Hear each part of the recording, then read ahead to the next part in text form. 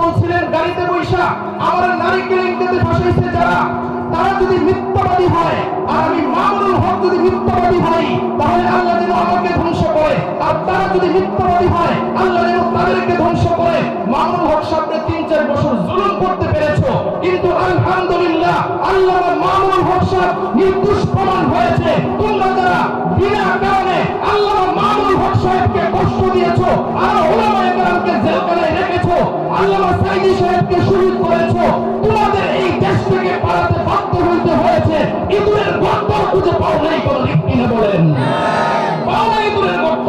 মনে রাখতে হবে, সকলকে ইতিহাস থেকে শিক্ষা দিতে হবে। প্রত্যেকেই যারা জুলুমকারী হবে সকলের একই পতন হবে, কথা ঠিক কিনা? একই পতন হবে। এই জন্য ভাইরা বুঝতে হবে, আসুন কোরআনের দিকে আসুন, সুন্নাহর দিকে আসুন।